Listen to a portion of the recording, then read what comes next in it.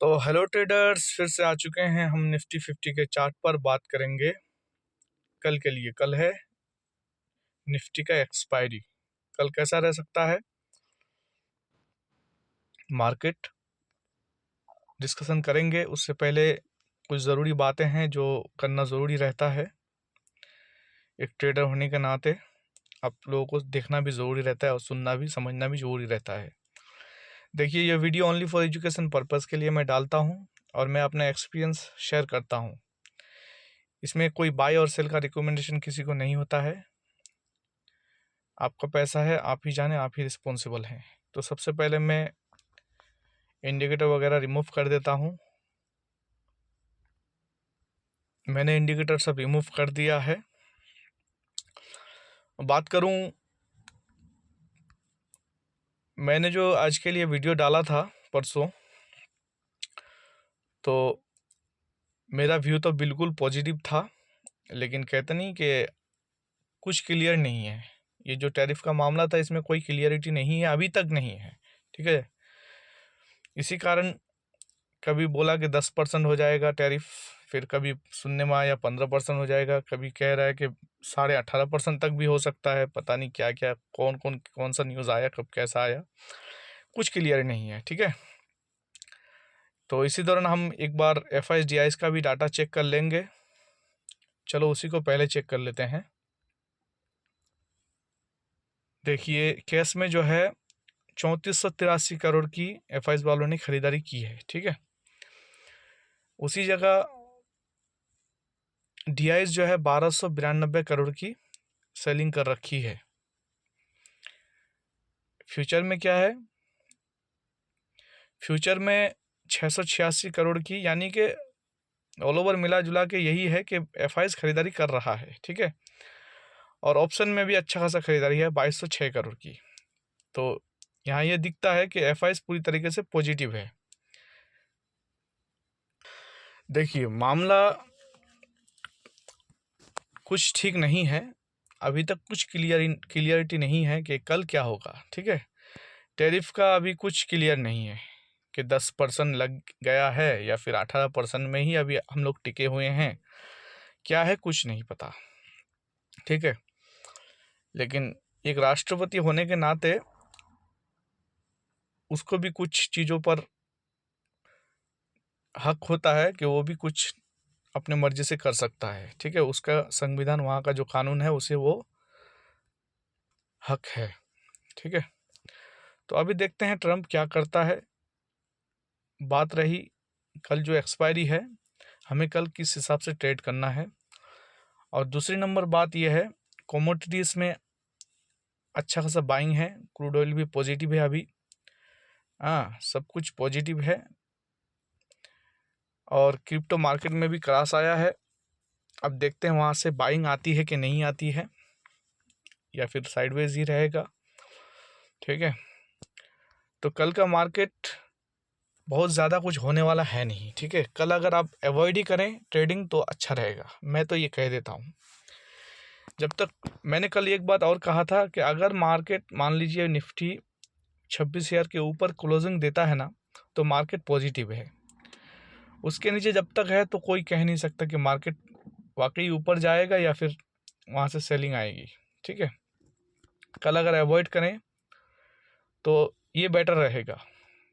अगर शौक ज़्यादा है, किसी को अगर शौक चढ़ी है कि मुझे ट्रेडिंग करना ही है, मेरा रूटीन है, करना पड़ेगा, तो भाई वो कर सकता है। ठीक है, लेकिन मैं तो कहता हूँ कल ना ही करे तो बेटर रहेगा। और दूसरी नंबर बात यह है कि ईरान का मामला अभी लटका हुआ है। कहना मुश्किल है जंग कब हो जाए, होना तो आज या कल में था, लेकिन कुछ पता नहीं कब हो जाए, कब क्या हो जाए, कहना मुश्किल है। इसीलिए मैं BTST करने को मना करता हूँ। ठीक है, कि BTST ना करें तो बहुत अच्छा रहेगा, क्योंकि अगर आप BTST कर देते हैं तो आपका स्टॉप लॉस का तो कोई बात ही नहीं रहता है। अगर अच्छा खासा गैप अप ओपनिंग हो गया या फिर गैप डाउन ओपनिंग हो गया तो आपका पैसा डूब जाएगा। ठीक है, तो ऐसा ना करें, ये गलती अभी तो बिल्कुल भी ना करें, अच्छा रहेगा। मान लीजिए ट्रम्प चाहता है कि मैं ईरान को झुकाऊं, लेकिन ईरान है कि वो झुकना ही नहीं चाहता, झुकेगा नहीं साला। समझे। तो ये मसला है। अगर मान लीजिए इसी दौरान अगर समझौता हो जाता है, अगर जंग अगर नहीं होता है, तो भाई साहब मार्केट इतना छलांग मारेगा, इतना भागेगा कि आप लोग इसका कैलकुलेशन भी नहीं कर पाएंगे कि कितना चला गया है। ठीक है, सोच भी मतलब सोच से ऊपर। तो ये भी हो सकता है, तो बच के रहिए। और मैं बार बार कहता हूँ, मौका तो देता है मार्केट, लेकिन उस टाइम आपके पास पैसा नहीं होता है। ठीक है, तो इसलिए कहता हूँ ट्रेडिंग बेफजूल बिना जानकारी के ना करें। कुछ पता नहीं है तो BTST ना करें। देखिए मार्केट देखने में क्या है यार, 5-6 घंटा दिन भर रहती है, मार्केट चालू रहती है, तो आप लोग देख सुन के ट्रेड बना सकते हैं। ठीक है, तो अभी क्लियरिटी कुछ नहीं है, कुछ कहना भी मुश्किल है। बेफजूल तुक्का मार के कोई फ़ायदा तो है नहीं। वही मैं कहता हूँ, लाइव मार्केट में जो दिखेगा उस हिसाब से काम करेंगे तो आपके लिए फ़ायदेमंद रहेगा। ठीक है, तो अभी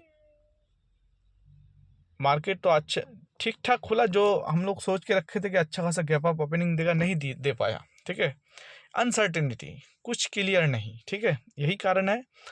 फिर भी गिफ्ट निफ्टी पॉजिटिव था बोल के ये भी पॉजिटिव ओपनिंग दिया है। उसके बाद जो मार्केट गिरने लगा ना, गिरा, फिर साइडवेज ही मान लीजिए, साइडवेज ही रहा। ठीक है, कोई अच्छा खासा मूव नहीं दे पाया। अब कल देखते हैं क्या करता है। मैं चेंजेस तो कुछ भी नहीं करूँगा, थोड़ा बहुत करूँगा बस। जैसे सपोर्ट को मैं थोड़ा खिसका दिया ऊपर, क्योंकि जो सोच के रखे थे वो तो हुआ नहीं है। ठीक है, अगर हो जाता है तो इसी दौरान होएगा जो होना है। तो मैं सपोर्ट में रखा हूँ 25,610। अगर इसको तोड़ देता है तो 25,530 तक आराम से आ जाएगा। ठीक है, यहाँ से फिर बाइंग आएगी, ध्यान रखना, लेकिन बहुत ज़्यादा बाइंग की उम्मीद ना करें। ठीक है, साइडवेज का संभावना बहुत ज़्यादा है। हाँ, अगर इसको भी तोड़ दे 25,530 को, तो हो सकता है, अगर मार्केट ये सारे जो झमेला चल रहा है ग्लोबली, अगर इसी बीच मार्केट फंसा है, अगर मार्केट इसको बेयरिश लेता है, नेगेटिव लेता है, तो मान लीजिए 25,370 तक मार्केट दिखेगा। लेकिन यहाँ से डेफिनेटली यहाँ से फिर बाइंग आएगी। ठीक है, अगर यहाँ आता है तो यहाँ से आप कॉल साइड के लिए तैयारी कर सकते हैं। मैं किसी को ये नहीं कहता, अप्रोच नहीं करता हूँ कि आप लोग को करना ही है, यहाँ से बाइंग आएगी। ठीक है, अब कितने पॉइंट की आएगी कहना मुश्किल है। और रजिस्टेंस की बात करूँ, 25,760, जहाँ मान लीजिए आज का हाई था, अगर इसके ऊपर सस्टेन करता है तो 25,874 तक मार्केट दिख जाएगा। अगर इसको भी तोड़ दे तो 26,000 लास्ट है। इसके ऊपर कल जाएगा ये तो पॉसिबल नहीं दिखता, मैं नहीं मानता कि जाए। ठीक है, तो ये रही निफ्टी की कहानी। हाँ, 26,000 तक अगर चला भी जाता है तो यहाँ सेल ऑन द राइज है, यहाँ से मार्केट फिर सेलिंग प्रेशर बना सकता है। ये निफ्टी 50 की रही बात, कल है इसका एक्सपायरी। चलते हैं बैंक निफ्टी में। मैं जितना भी मार्क करके दिया था ना, वो गिफ्ट निफ्टी के ऊपर ही मैं ये सब करके दिया था, लेकिन अभी मेरा मूड बदल गया है। ठीक है, तो मैं थोड़ा बहुत, ज़्यादा कुछ नहीं, थोड़ा बहुत चेंजेस करूँगा, जैसे निफ्टी का किया वैसे ही, क्योंकि ज़्यादा मूव रहेगा नहीं कल, और रहेगा भी तो दोनों तरफ रहेगा। बहुत ज़्यादा मूव तो दूर की बात है। ठीक है, बहुत बड़ा मूव आएगा ये तो सोच भी नहीं सकते हम कल के लिए। ठीक है, तो मैं मार्क कर देता हूँ।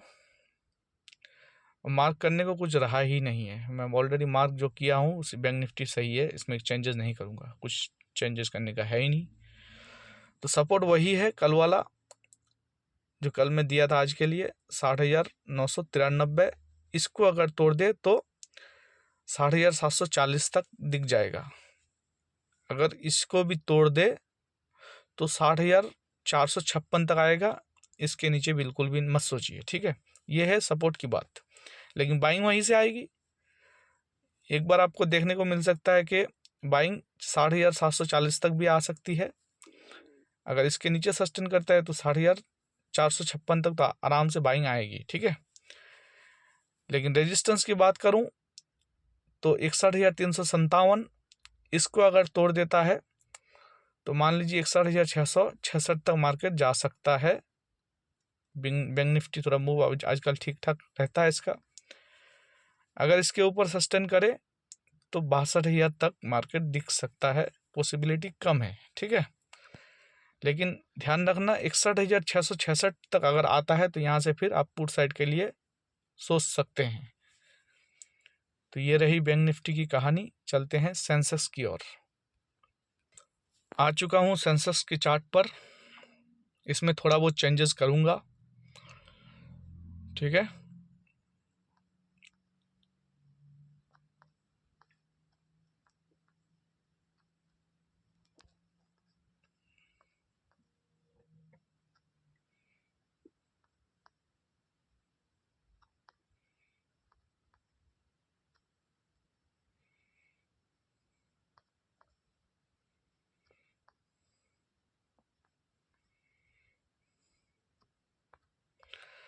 देखिए जो चेंज करना है मैं कर दिया हूँ, इसी दौरान मार्केट काम करेगा।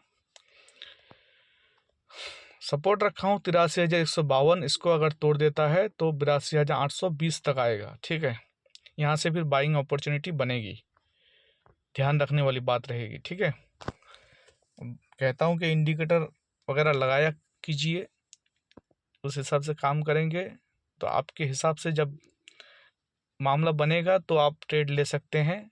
अगर इंडिकेटर आप यूज़ नहीं करते हैं तो आपको कोई अंदाज़ा नहीं रहेगा, ठीक है, फिर आपका ओवर ट्रेडिंग हो जाएगा, ठीक है। देखिए लास्ट सपोर्ट है 82,507, यहाँ से बाइंग आने का संभावना पूरा है। 82,820 तक भी आता है तो यहाँ से भी बाइंग आ सकती है। और फर्स्ट सपोर्ट मेरा 83,152 है।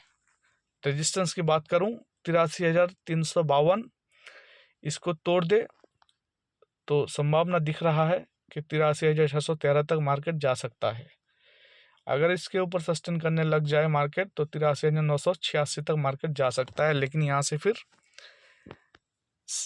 पुट साइड के लिए आप जा सकते हैं, ठीक है। यहाँ के ऊपर जाना कल के लिए इम्पॉसिबल दिख रहा है। तो यही रहेगी बात, यही है कहानी कल के लिए। मैं तो यही कहूँगा कल अवॉइड कीजिए तो बेहतर रहेगा, कोई दूसरा काम कर लीजिए, ठीक है। कल मार्केट में कुछ खास हलचल नहीं रहने वाली, जहाँ तक मुझे लग रहा है। तो ये रही कहानी, अब देखते हैं कल क्या होता है। आज के लिए तो इतना ही था। Thank you very much.